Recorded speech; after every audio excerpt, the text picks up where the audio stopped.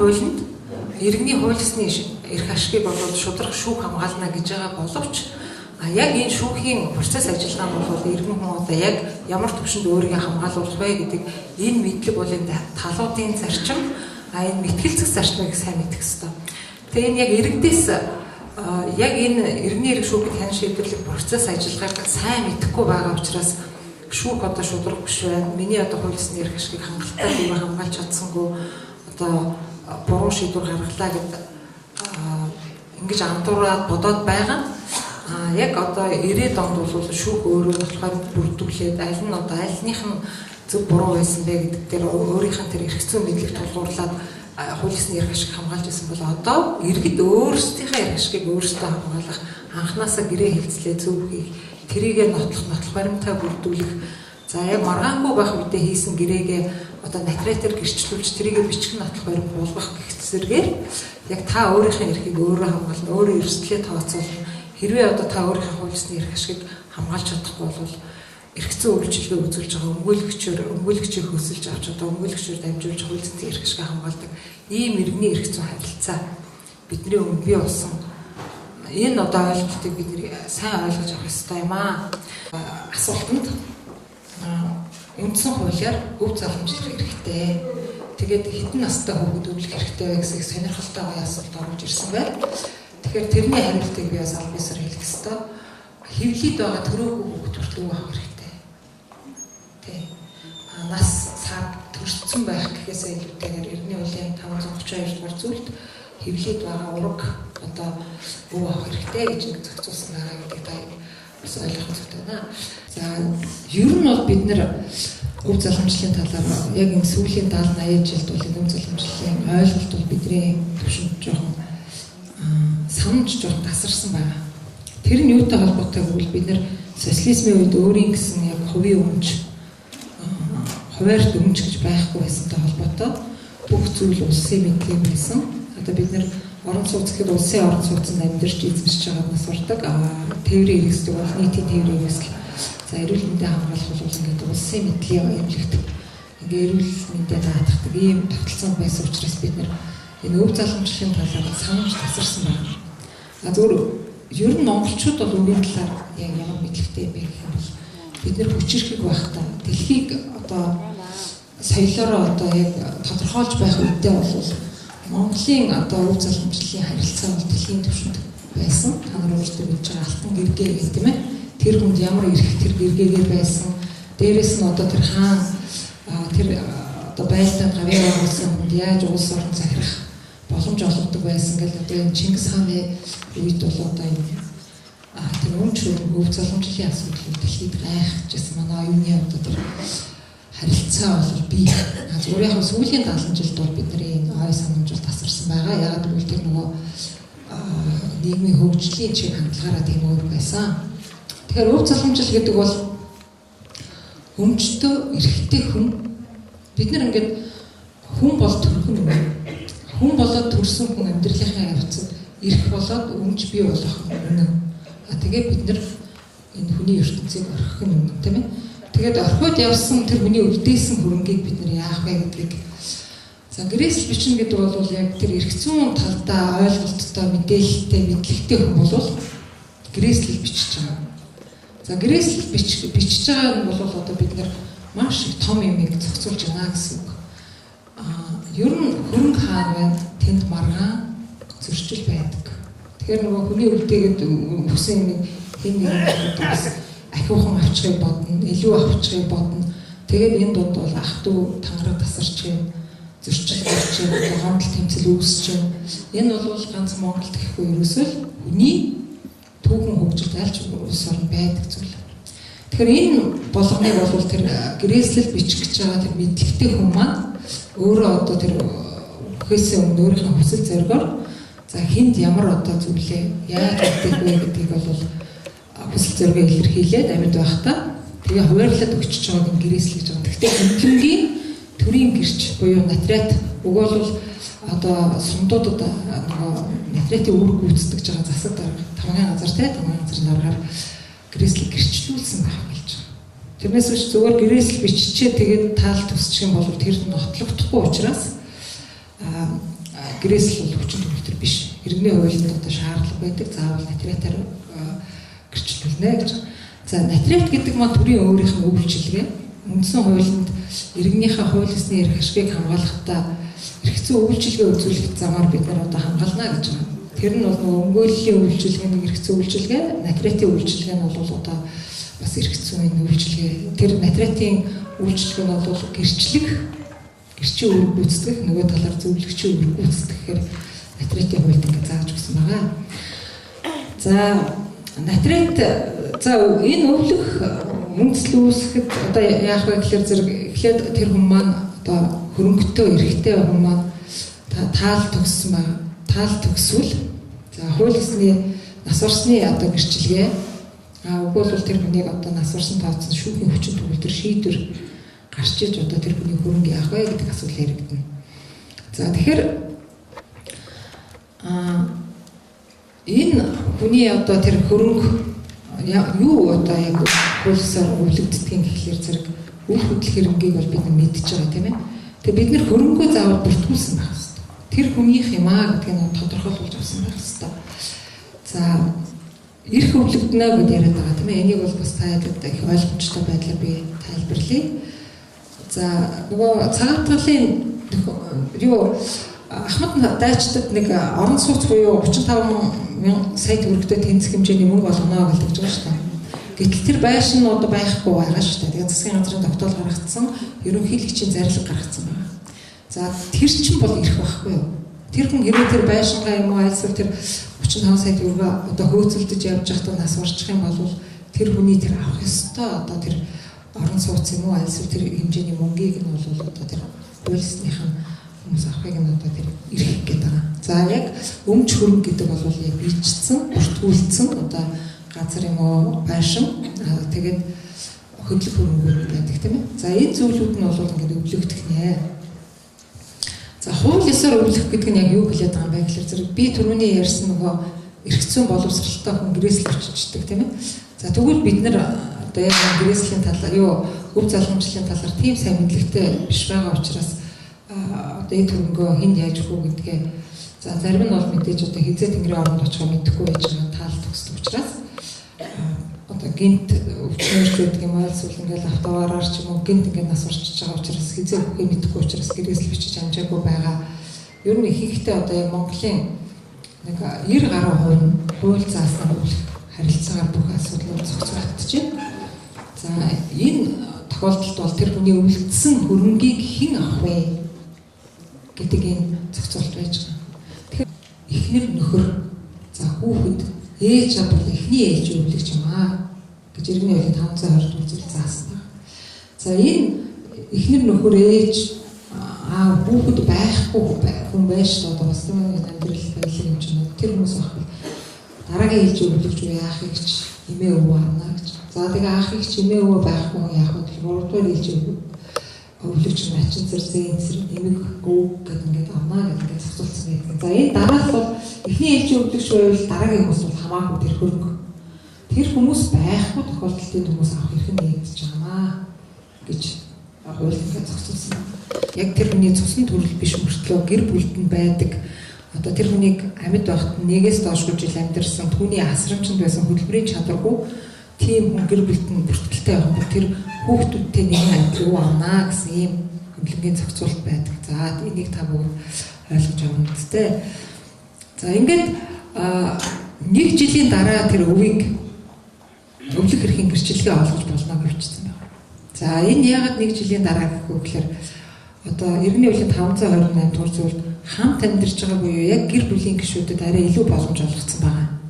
Тэр нь юу гэхээр зэрэг тэр хүмүүс өөрсдөө л би энэ хөрөнгийг авахгүй гэж татгалцаагүй бол хугацаа харгалцахгүй хамт амьдарч байсан өвлөгч тэр өвийн гэрчилгээ авах боломжтой. Гэтэл хамт амьдраагүй өвлөгч байдаг шүү дээ. Одоо яг албан ёсны гэр бүлийнхэн бүртгэл биш өөр газар амьдардаг ийм хүмүүс бол хуулиар нэг жилийн дотор хүсэлт гаргах үүрэгтэй гэж заадаг гэсэн байна. Тэгэхээр энэ хугацаанд энэ одоо яг та бүгдэд би одоо хэлэх гээд байгаа энийг та хэд их сайн ойлгож авах хэрэгтэй юм байна. Тэр яг хамт амьдрна гэдэг бол гэр бүлийн гишүүн.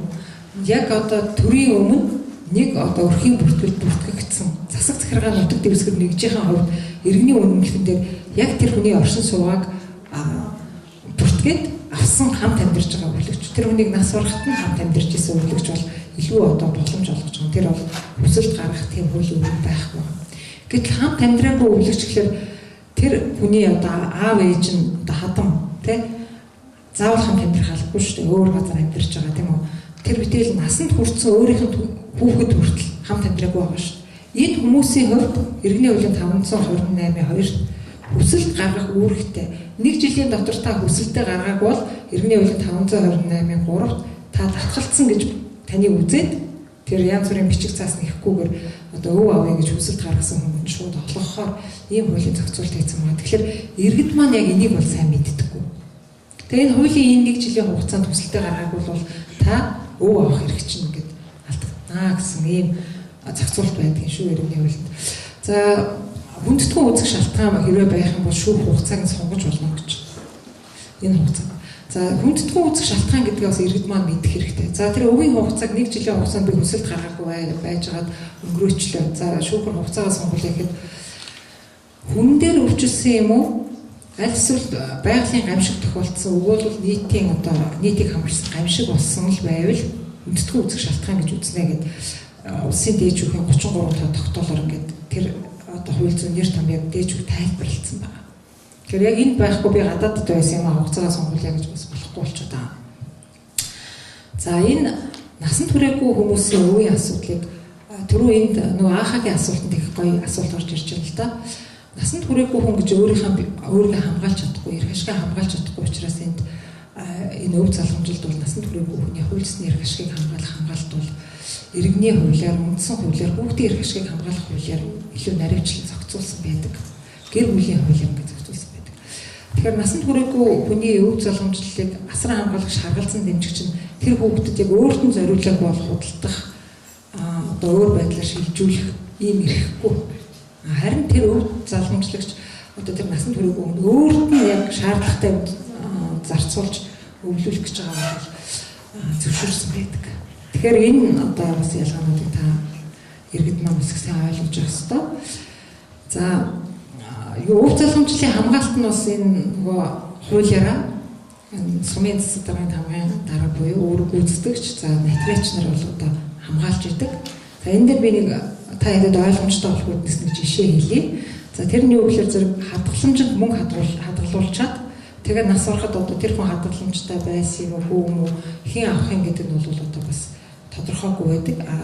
Банк бол арилжааны байгууллага, ашигын байгууллага учраас за яг энэ хүний хуулисны өвлөгч нар ийм мөнгөтэй байна шүү гэж хэлдэггүй. За энийг бол нотариатын хуулийн 42 дугаар зүйлд юу гэж заасан байдаг вэ гэхээр хууль ясны тэр өвлөгч нарт нотариат бол одоо банкнаас мэдээлэл аваад тэгээд үгийг бичиж өгнө гэсэн ийм одоо хөлбөмбөгийн зохицуулт байдаг юм аа. За ингээд өв залгамжлалыг хамгаалах асуудал.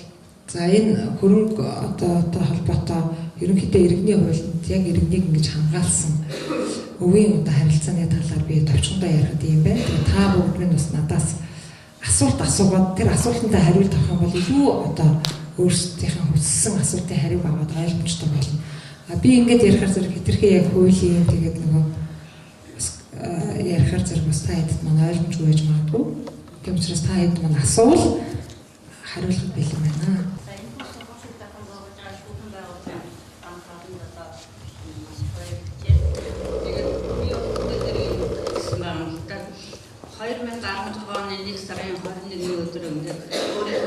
Хамаатан болох ихтэй ингээд хаан банкнд одоо өндөр насны тэтгэвэр авч явахт нь авахт нь одоо хамтран зээлдэгчээр орсон.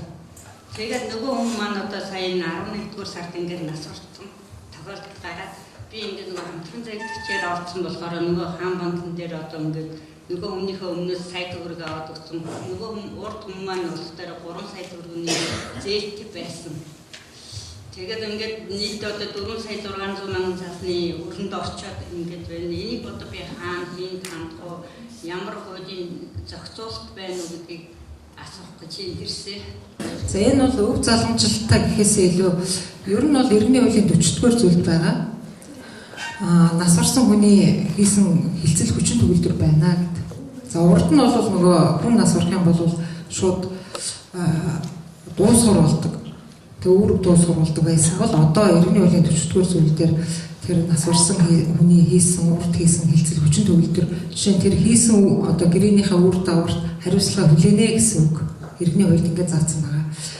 За би яг хамтран өмчлөгчөөр ингээд гарын үсэг зурсан юм аа гэд ярьж байна тийм ээ. Тэгэхээр би нөгөө хичээл заахаасаа өмнө бид нар хууль ёсныхаа эрх шигшгийг хамгаалуулахын тулд шударга шүүхээр хамгаална гэсэн байгаа. Тэр шударга шүүхийн одоо үйлчилдэг зарчим нь юу гэхээр зөв гэрээний чөлөөт байдал дээр үндэслээд талуудын зарчим, ихтгэл зарчим үйлчлэнэ гэж байгаа шүү дээ. Тэгэхээр талууд гэдэг маань иргэн яг иргэний эрх зүйн харилцаанд оролцохдоо өөрийнхөө ирээдүйд гарах эрсдлийг өөрсдөө хариуцна гэсэн үг. Тэгэхээр гэрээ гэдэг ойлголтыг хэдүүлээ энгийн ойлгомжтой мэдэж авах одоо тийм зайшгүй бидний өмнө шаардлага гарч байгаа юм та. Тэгэхээр гэрээ гэж байгаа хоёр хүн яг гэрээ хийх гэж байгаа хоёр хүн маш ойлгомжтой гэрээгээ тодорхойлмор байна. Энэ бол ерөөсөө л тэр нэгэн зээл авах гэж байгаа, нэгэн зээл өгөх гэж байгаа хоёр хүн яг энэ харилцаан дээр өгж байгаа хүн ямар төвшөнд одоо эрхэлж үүрэг хүлээх юм, авч байгаа хүн ямар одоо хугацаанд яаж буцааж үүрэг хүлээх юм бэ гэдгээ тэр хоёр хүн өөрсдөө л тодорхойлох ёстой. Тэгээ манай иргэдэд нэг ямар одоо алдаа байна вэ гэхээр зэрэг гэрээ гэхээр зэрэг нэг тийм яг тийм ойлгомжтой тэр одоо хоорондын тохиролцоо авч байгаа өгч байгаа хоёр хүн хоёулаа ойлгож гэрээгээ хийхгүй. Тэгээ шүүхтэр очиж маргахаар тэр гэрээнийхэн зүйл заалтыг хоёр тал өөрсдөө ч ойлгодгүй. Тэгээ нэг л олон нэг хуулийн нэр томьёо үг хэллэг хэрэгэлсэн байдаг. Тэгээд эрх ашиг хуулийнхаа эрх ашигыг хамгаалж болохоогүй тийм одоо ойлгомжгүй салаа утгатай тийм одоо гэрээ хийх явдал их түгээмэл байна л да. Тэгэхээр гэрээ хийх одоо яг тэр гэрээний тухай ойлголт бол маш энгийн ойлгомжтой гэрээгээ хийх ёстой. Тэгээд та бол нөгөө нэг таныг хинч хүчлээгүй шүү дээ. Хамтран зээлдэгч болоо гарын үсэг зураа гэж хинч одоо хүчлээгүй шүү дээ. Тэгээд та өөрөө л тэр нөгөө нэг талуудын зарчим үйлчилдэг байхад та би энд одоо хамтран хариуцагч болж орно гэж орцсон. Тэгэхээр анханасаа гэрээ хийхдээ би одоо яг ямар юм хийгээд эргээд ямар хариуцлага хүлээх вэ гэдгээ тэр гэрээ хийх явцдаа та гарын үсэг зурах үедээ та их сайн бодох хэрэгтэй. Тэгээ энэ яг энэ өөрсдийнхээ энэ ойлголтыг төрүүлж авах тэр мэдлэгээ нэмэгдүүлж авах өөрийгөө хамгаалахын тулд би юун дээр гарын үсэг зурж байгаа гэдгийг мэдэж авах хэрэгтэй байхгүй юу? Тэгэлгүйгээр очиод гарын үсэг зуршгаа тэр хариуцлага хүлээх болчихж байгаа. Тэгээд тэр үйл хөдлөлийн дүнгээ барьцаална гэдэг чинь энэ гэрээнээс гарсан одоо үүргийг биелүүлж чадахгүй бол өөрийнхөө хөрөнгөөр би хариуцж байна л гэсэн үг шүү дээ тийм ээ. Тэгэхээр энэ юмнуудаа иргэд маань нэг сайн ойлгож би одоо гэрээ хийх дараад нь тэр гэрээ хийгээд байна гэдэг чинь банк чинь манай банкнд эрсдэл гарах юм бол чи гарын үсэг зурсныхаа төлөө хариуцлагыг хүлээгэр гэж нөгөө мэтгэлцэх зарчмаар таны гарын үсгээр чинь танд хариуцлага хүлээх гэдэг байгаа байхгүй юу? Тэгэхээр энэ бүгдийг одоо яг анханасаа өөрөө одоо өөрийнхөө хуулисны эрх ашигыг та өөрөө л сайн хамгаална. Тэгээ энэ яаж хамгаалах вэ? Сайн мэдлэгтэй, мэдлэг бол өөрөө хүч үүдэг те таныг хамгаалах хүч гэсэн үг шүү дээ. Тэгээ энэ иргэний эрх зүйн ойлголтыг бол сайн хуульчаас зөвлөгөө авах хэрэгтэй. Анханасаа сайн одоо энэ яг ямар үр дагавар гарах вэ? Би юу хийж ийн гэдгээ маш сайн бодож байгаад харилцаанд орох ийм одоо зайлшгүй хэрэгцээ шаардлага бидний хүмүүс байна. Өв заалмжлах тохиолдолд нас орсон хүний дараа жилийн дараа гэж жил болсны дараа үргэлж гарах уу жил дотор нь гарах ёстой гэдэг. Жил дотор нь. Тэгээд юу бүрдүүлэх ёстой юм. Тэрээс юм.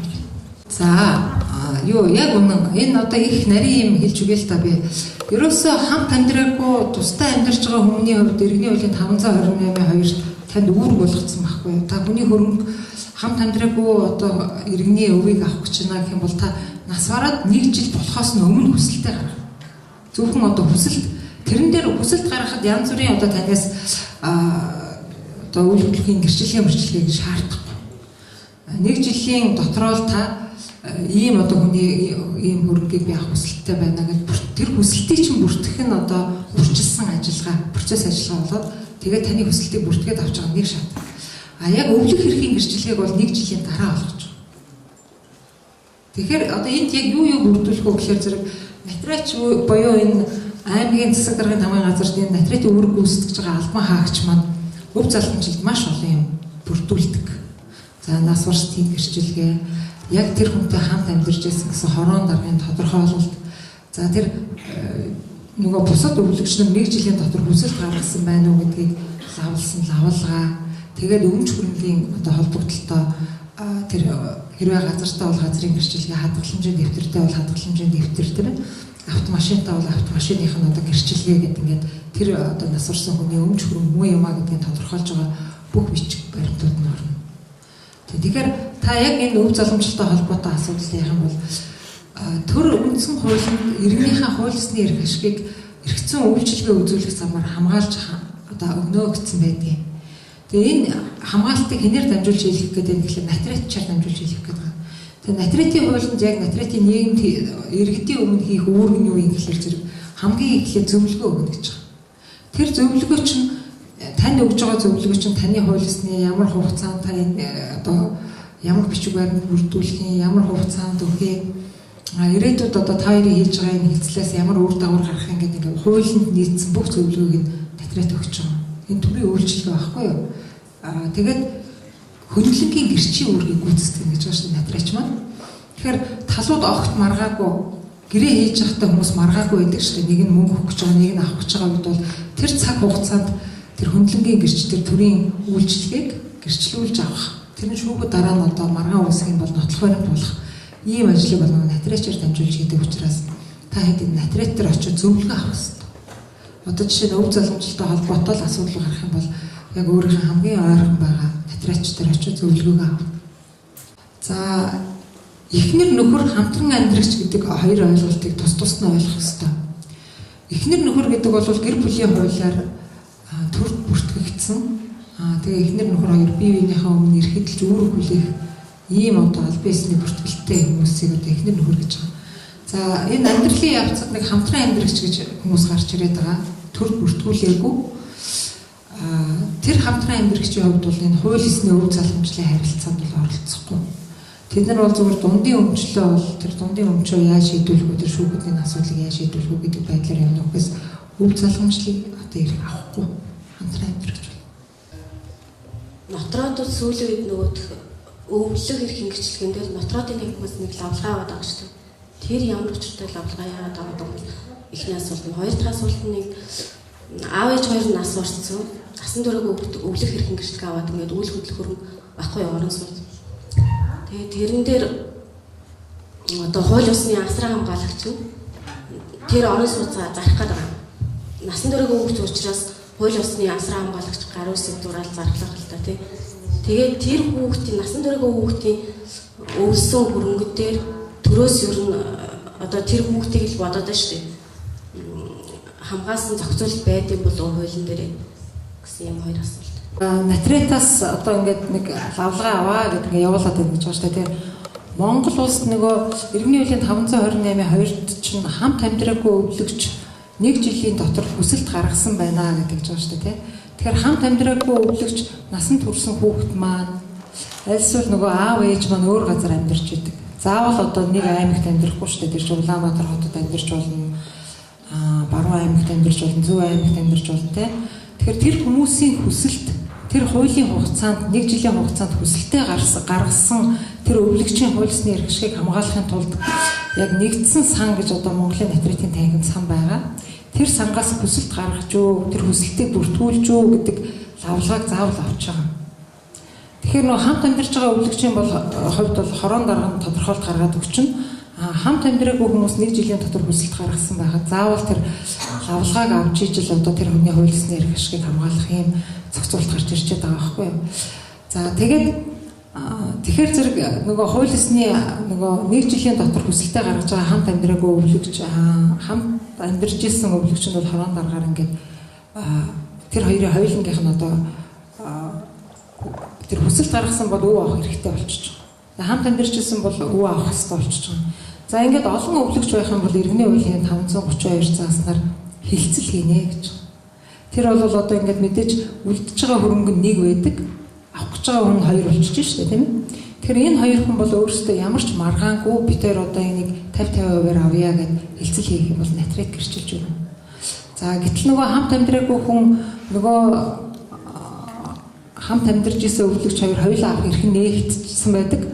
Тэгээ маргаж болно шүү дээ. Би энийг хамт амьдарч ирснийхээ хувьд би л авах ёстой чи авахгүй гэдэг ингээд маргах юм бол иргэний хуулийн 532 зааснаар тэр хөрөнгийн маргааныг хэрвээ маргах юм бол шүүх шийднэ гэж. Тэр шүүх шийдэх нь ч бас зөв байхгүй. Яагаад гэвэл тэр хөрөнгийг яг тэнцүү хуугаад аваад тэр мөнгө ингээд авах гэж жоохон төвөгтэй. За тэр байшингаа авах гэж байгаа хүн нөгөө 50% авах гэж байгаа мөнгө өгнө гэвэл тэр байрыг жоохон багаар үнэлэх сонирхолтой байдаг. За мөнгө авах гэж байгаа хүн бол ахиухан мөнгө авъя гэж боддог. За тэгтэл бид нэр одоо өнөөдөр нөгөө татврын бодит түн, төрийн бодит түн одоо энэ үйл хөдлөлийн төрөмгөн дээр байхгүй байгаа шүү дээ. Тийм ээ? Бидний одоо нөгөө тэр битэл иргэний эрэг шүүхэд хян шийдвэрлэхдээ хүртэл одоо яг ямар өмнө рүү барьж энийг яг улсын тэмдэгтийн хураамж авах вэ гэдэг хүртэл одоо эргэлзээтэй. Бүртгэлийн хуулийн 7 төлөвлөгөөг заасан байх гэхээр тэр хувийн эрэг заасан одоо нэрлсэн өмнөөс улсын тэмдэгтийн хураамж авна гэж байгаа боловч тэр өмнө өөрөө яг бодит үн бас биш байдаг байхгүй юу. Тэгэхээр нөгөө яг бид нөгөө жишээ нь Европын орнуудад байдаг шиг төрийн одоо татвар авдаг бодит үн байх юм бол бодиттой үн байх юм бол энэ дээр маргаа үсгүй гэж болно. Гэтэл одоо нөгөө иргэн өөрөө тэр үнэ тогтооноо гэж заачиж байгаа байхгүй юу. Тэгэхээр бидний ухамсар болохоор нөгөө татвараас айл болох одоо багасгах гэсэн үнээр тэр одоо үйл хөдлөлийн төрөнгийг үнэлж байгаа үнэ маань бас нэг бодиттой биш байгаа учраас энэ дээр тэрнийхээ үр дагаврыг дагаад одоо хуваахад, хуваарлахад хэлцэл хийхэд ер нь бол их маргаантай байдаг. Тэгээ шүүхтэр очдог. Тэгээ шүүх маань одоо яах вэ гэхээр зэрэг мэргэжлийн шинжээч за тэр үн тогтоох боломжтой бүх аргыг хэрэгжилж байгаа. Тэгээд одоо яг хуулисны өвлөгчнэрийн одоо тэр маргаантай хэлцэл хийх гэж байгаа зүйлийг энэ маргаж байгаа зүйл учраас бодиттой одоо тэр хуулисны хэрэгшгийг хамгаалах бүх ажиллагааг хийсний дараа одоо тэр залгамжлал хөрөнгийг хувааж ийм одоо хуулийн зохицуулалт байгаад байна. За иргэний хуулийн 16 дугаар зөвлөлд насан туршаагүй хүний одоо өмнөөс эцэг эхэн төлөөлж гарын үсэг зурна гэж байгаа боловч аав нь нас урсан ээж нь үлдсэн. Тэгээ ээж нь бол хоёр хүүхдийн нэрийг асуулаад миний нэр дээр өв бичээд өгөө гэд материалч дээр очдог. Тэгэхээр насан туршаагүй хүний хуулисны одоо эрхийг үндсэн хуулинд өв авна гэсэн эрхтэй. Хүүхдийн эрх ашиг хамгаалах хуулийн 8 дугаар зөвлөлд өв авах эрхтэй гэж заасан байна. За гэр бүлийн хуулийн 70 дугаар зөвлөлд асрамж дэмжлэгтэй байгаа хүний одоо хөрөнгийг тэр хүүхдэд өөрт нь зориулаагүй л бол одоо худалдах арилж ийм хоригдсан байна. Тэгээ өөрт нь зориулна гэдгээ бас тодорхойлох хэрэгтэй байхгүй. Одоо жишээ нь тэр хүүхэд эмчилгээ хийх зайлшгүй шаардлагатай ч байдаг юм уу? Яг тэр хүүхдэд энэ одоо шаардлагатай байна. Энэ хүүхдэд яг өөрт нь зориулах одоо тийм хэрэгцээ байна гэдгийг тодорхойлох юм бол яг тэр хүүхдэд өөрт нь өгж байгаагаа л нотлол бусд үед бол ерөөсөө тэр насанд түрээ тэр хүүхэд одоо өөрийнхөө эрхийг хамгаалах болтол бол тэгж хөрөнгийг нь бол зарим зарцуулахыг хоригдсан гэр бүлийн хуулийн 70 дээр байж байгаа. Мөн иргэний хуулийн 70 дээр бас байгаа шүү дээ. Нөгөө өөртөө одоо хэлцэл хийх итгэмжлэгч өөртөө хэлцэл хийхийг хориглоно гэд ингээд заацаа хоёр хуулиар хориглож одоо насан туршаагүй хүний хуулисны эрх шиг хамгаалахаар ингээд зохицуулсан байна. Бүгдийн газрыг худалдах асуудал бол яг саяны юутай адилхан. Одоо хуулисны эрх шиг бодиттой хамаа. Жишээ нь одоо тэр газрыг худалдаад тэр хоёр хүүхдийн амьдралыг сайжруулад орон сууц авах гэж байгаа бол тэрийг нотлно шүү дээ, тийм ээ. Тэр хүүхдүүдийн одоо амжиргаан дээшлэх, эдийн засгийн баталгаатай болох одоо тийм нөхцөл бүрдсэн гэдгээл нотолж. Тэрнээс биш тэр хүүхдийн эрх ашигыг хамгаалахгүй мөртлөө одоо зараад өөрт ашигтай байдлаар ингээд хийх гэж байгаа бол тэр нь харилцаанд оролцож байгаа нөгөө натриач маань тэр насан туршаагүй хүүхдийн эрх ашигыг хамгаалаад тэр энэ хуулийн заасан хоригдсан заалтуудаа хэрэгжилж байгаад одоо тэр хүүхдийн хуулисны эрх ашигыг хамгаалахын ажлыг бол тэр натриач хийж байгаа. Нэг асуулт байна. Ер нь эцсийн дүндээ одоо энэ өв одоо эрх үүсгэн гэж байгаа тийм хамгийн одоо сүүлд нь бол багийн засаг дарга буюу хорон засаг даргын тодорхойлолтоор ер нь бүх юм шийдэгдэн гэдэг байгаа. Энийг бол одоо ингээд нэг 4 жил болоос солигддог багийн дараа хорон засаг даргын хувьд бол маш их хүнд зөвхөн одоо иргэдэд таньж амжаагүй байж атал одоо бас иргэний тийм ээ эд хөрөнгийг бид нар бол одоо далтыг харавч биш мэдэхгүй тохиолдол маш их байна л да. Яг зөв он удаан жил ажилласан улсууд бол харьцангуй гайгүй байдаг баг. За тэгээд шинэ саргаг улсуудад маш их хэцүү юм машин туршлагууд байсан. Би өөрөө бол багийн засаг дарга хийдэг л дээ. Тэгээд нэгдүгээр манай одоо 2008 онд бол одоо өвийн одоо тодорхойлолтын дээр манай багийн дарга одоо буруу тодорхойлолт хийж өгөөд бас унжижсэн байхгүй шүү гэхдээ. Тэгээд тийм учраас хамгийн сүүлийн энэ одоо шатны тодорхойлолтыг бол багийн дарга дээр арилжих юм бол одоо хамгийн одоо тийм эрсдэлтэй байдаг. Тийм учраас би юу гэж хэлэх гээд байна вэ гэхээр ингэж боддتي. Энэ одоо улсын бүртгэлийн хэлс гэж байна да. Одоо хүмүүсийн одоо эд хөрөнгийн одоо хамгийн одоо үйл хөдлөх хөрөнгийг одоо эрсдлийг олгож байгаа улсуудад бол нарийн хамгийн сүүл тодорхойлт авчираад энэ хүн бол энэ тэдэн оны тэдэн сарын тэдэнд бол энэ одоо хөрөнгийг бол эзэмсэн гэсэн тийм ээ. Тэр тодорхойлтыг бас үндэслэж хийж өгвөл нь бас амьдралд их ойрхон болов гэж боддог. За тэгээд одоо мэдээж хүний өв хөрөнгө бол маш их байна л да. Одоо жишээ нь гэтэл одоо үйл хөдлөх хөрөнгө маань байна. Дээрээс нь машин механизм гэл тэр хүнд одоо өвлж хэрглэж исэн юмнууд байдаг. Тэр болгоны одоо хамгийн сүүлийн одоо багийн дараа хорон дараагаас тодорхойлт авна гэдэг бол бас нэг өрөөсгөл шүү. Энийг бас ямар одоо хуулийн зохицуулалтаар зохицуулах боломж байна вэ гэдгийг бас хэлээч гэж хүсэж байна. Иргэний хуулийн 528-ын 1 зааснаар тэр хамт амьдарч байсан гэдгийг бол багийн дараа тодорхойлно гэдгийг сайн ярьсан тийм. За энэ нь болохоор зэрэг иргэний хуулийн 22 дугаар зүйл, иргэний бүртгэлийн хуулийн 12 дугаар зүйл, засаг захиргааны нутаг дэвсгэр нэгжийн тухай хуулийн 13 дугаар зүйл. За дээд шүүхийн тайлбар байна. За энэ дээр засаг дарга бол яг хуулиар хүлээсэн үүргүүдийн энэ дээр ингээд заагаад өгсөн байна. Засаг захиргааны нутаг дэвсгэр нэгжийн тухай хуулийн 28 дугаар зүйл дээр юу за ер нь энэ хуулиуд дээр яг засаг даргын үүрэг нь яг юу гэдэг юм бэ гэхээр зэрэг өрхийн бүртгэлийг үнэн зөв хөтөлж шилжилт хөдөлгөөний одоо үнэн бодиттой байгаа бүртгэлийг энэ засаг дарга одоо хариуцаж хийнэ гэсэн одоо энэ үүргийн хуулиудаар ингээд зохицуулсан тэр тодорхойлт хийж өгөхний хүртэл одоо яг энэ засаг захиргааны нутаг дэвсгэр нэгжийн тухай хууль, иргэний бүртгэлийн хууль, иргэний хуулиар бол хорон дарга бол энэ үнэн зөв байдлыг одоо хамгаална гэдэг хуулинд одоо эрх үүргийн тодорхойлолт өгсөн учраас тэр хүний хуулийн ёсны өв залгамжтай холбоотой асуудлыг засаг дарга хийх ёстой маа. Тэгээд засаг дарга маань одоо Улаанбаатар хотод ч гэсэн яг энэ асуудал бол шин тутам байлаа. Тэгээд сүүлийн одоо яг Натритын танхимын ерөнхийлөгч байх хугацаанд би 14-15 онд Улаанбаатар хотын бүх засаг дарга нарт энэ иргэний хуулийн 528 дугаар зүйлийг зөв хэрэгжилж хуулийг одоо ойлгох, өөрт нь оногдуулсан үүргийг одоо хуулийн дагуу одоо мэдэж авч тэндээс одоо өөрийнхөө ажиллаа болон өөрийнхөө одоо хийж байгаа зүйлийг одоо зөв ойлгож одоо хамгаалахтай.